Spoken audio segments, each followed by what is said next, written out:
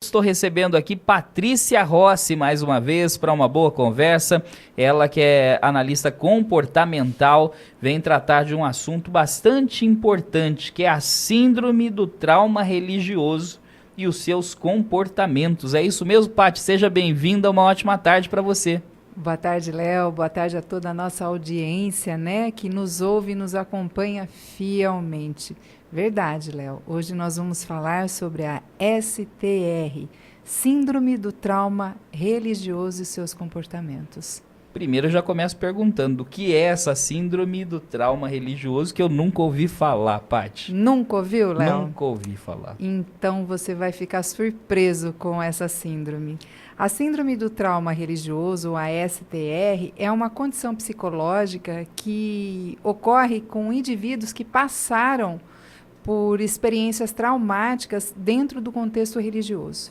Esses traumas, eles podem incluir abusos, experiências traumáticas, controle, doutrinação, e a gente vai falar bastante sobre a doutrinação, e outras formas de pressão psicológicas e emocionais que causam danos à saúde emocional e à saúde mental das pessoas. Agora, Paty, quais as causas mais comuns para essa síndrome? Léo, eu trouxe aqui 5 causas, né? Fundamentalismo religioso. Patrícia, o que é fundamentalismo religioso? São crenças rígidas de padrões absolutos que impõem um controle severo sobre o comportamento e pensamento dos seguidores. Olha que forte, hein? Isso é a fundamentação religiosa. O segundo é a doutrinação do medo, que é muito comum em algumas religiões. O que seria essa doutrinação do medo? São ideias punitivas de inferno ou rejeição divina. Se você não seguir aqueles padrões, Deus vai te castigar, Deus vai te rejeitar, você vai para o inferno.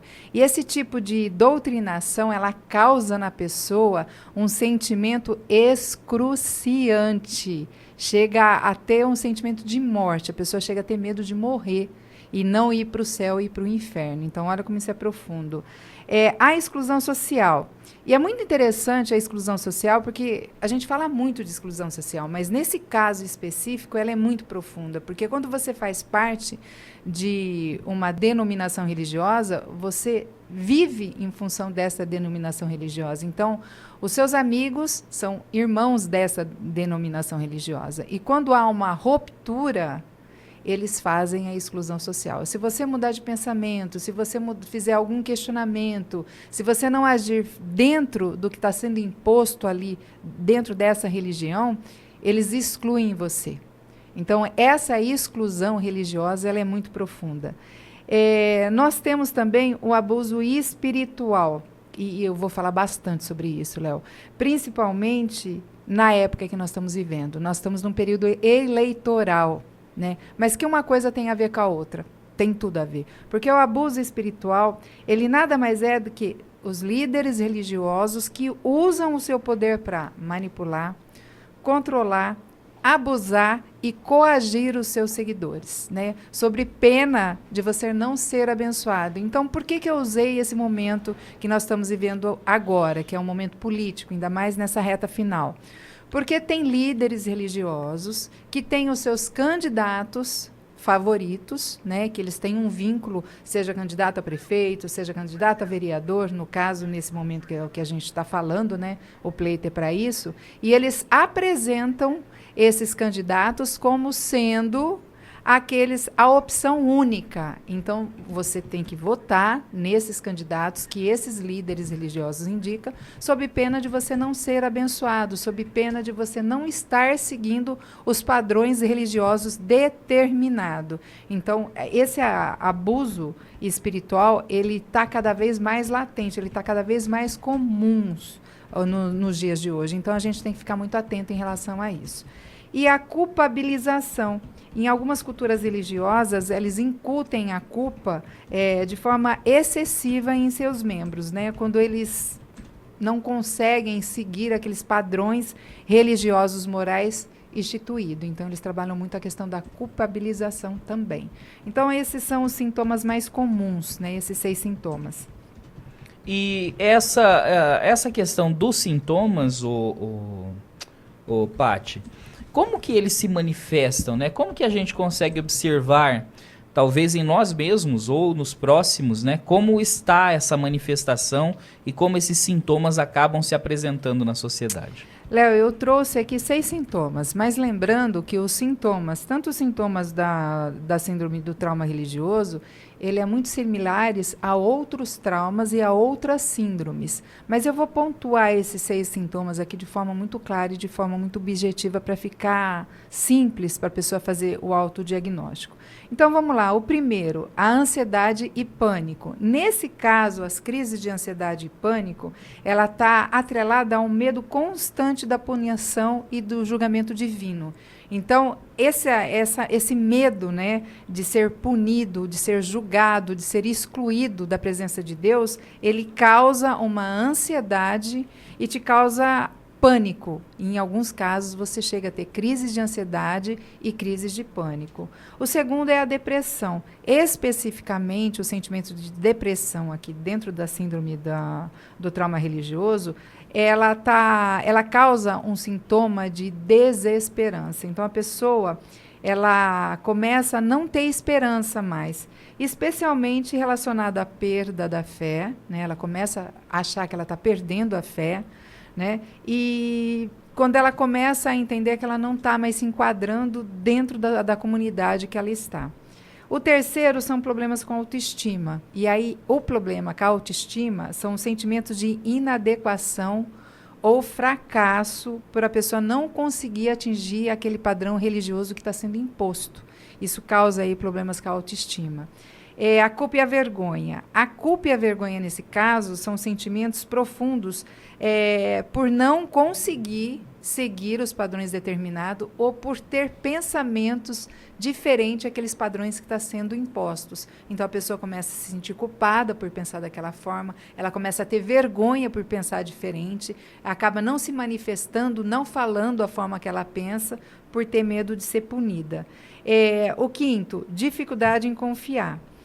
O que acontece? Quando ela vive esse padrão, né, de abuso espiritual, ela começa a ter dificuldade de confiar em instituições ou figuras de autoridades por causa desse abuso, né, que ela sofreu dentro da religião, do contexto religioso.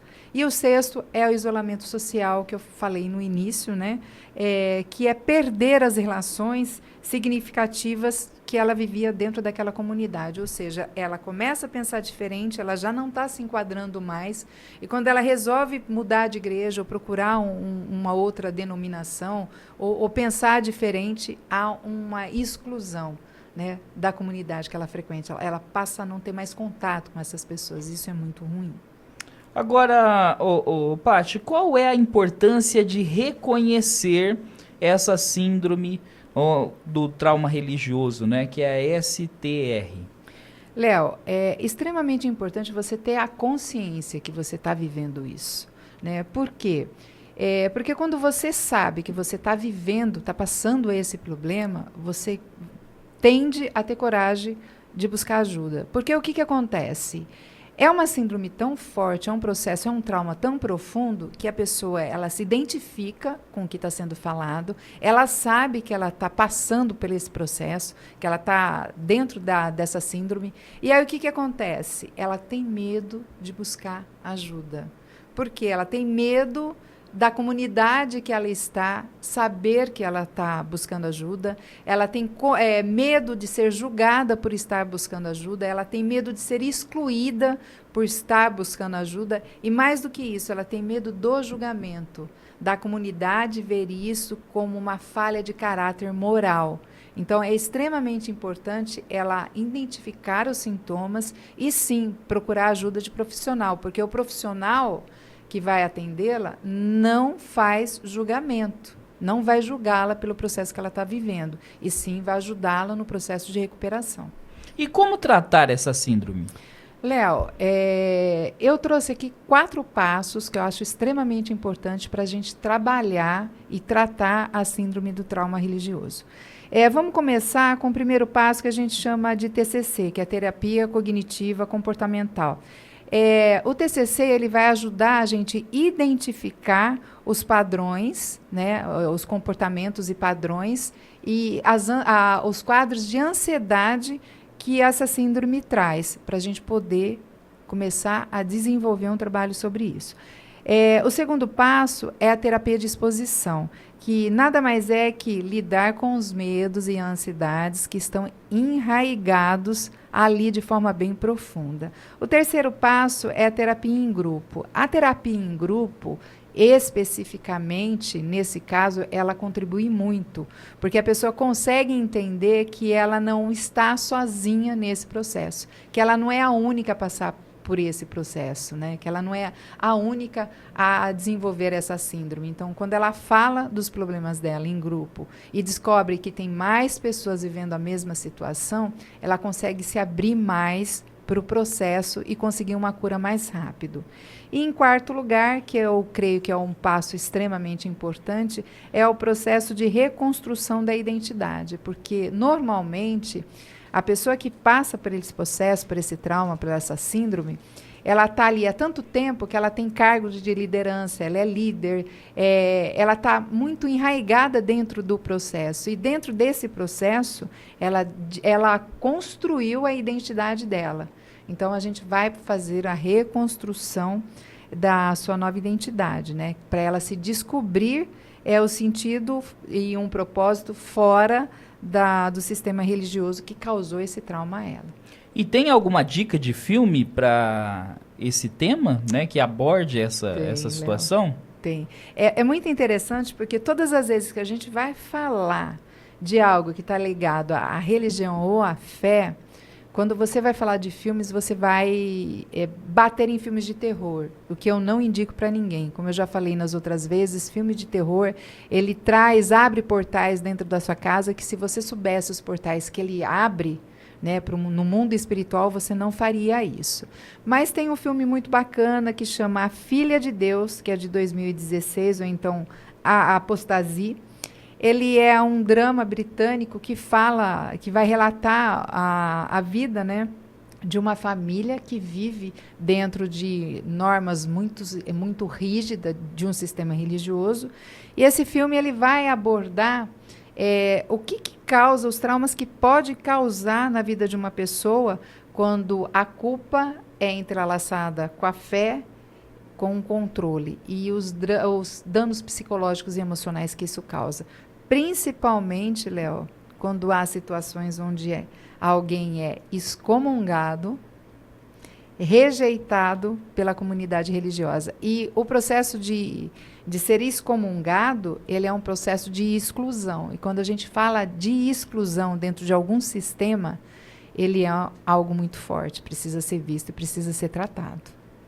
E para a pessoa te achar nas redes sociais, para tratar de assuntos como esse, como encontrá-la, Paty? Tá. Léo, deixa eu te perguntar algo antes da gente finalizar aí com as minhas redes sociais.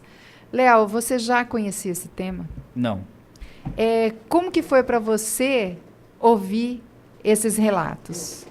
É ótimo, porque daí a gente começa a enxergar um mundo que muitas vezes a gente não está percebendo, né, Paty? Eu gosto muito de incentivar as pessoas a pensar por si só. E o conhecimento te traz isso, né? O conhecimento do assunto, quanto mais você conhece a Bíblia, quanto mais você conhece a palavra de Deus, mais autonomia você vai ter, né? Para você pensar por você mesmo e entender o que é a palavra de Deus. Esse é um ponto. E segundo ponto é o autoconhecimento. Quando você tem o autoconhecimento, você consegue avaliar como é que está a sua saúde emocionais e quais são os pontos que você precisa trabalhar. Vamos lá, redes sociais. Para aqueles que ainda não me seguem no Instagram, é Patrícia Rossi _oficial. TikTok, Patrícia Rossi _oficial. 2 canais no YouTube, Patrícia Rossi Treinamentos, onde a gente vai falar sobre comportamentos, né? E mudanças de comportamentos e hábitos. E Aprendendo com o Senhor, onde eu vou falar de comportamentos à luz da palavra de Deus. E para você que ainda não tem meu WhatsApp, anota aí, 14 99774 0965. Patrícia Rossi, analista comportamental, conosco aqui na programação da Auriverde, para mais uma boa conversa que volta na semana que vem. Pati, beijo no seu coração, uma excelente semana e até terça que vem. Obrigado, Léo. Obrigado à nossa audiência. Fiquem todos com Deus e sejam todos abençoados.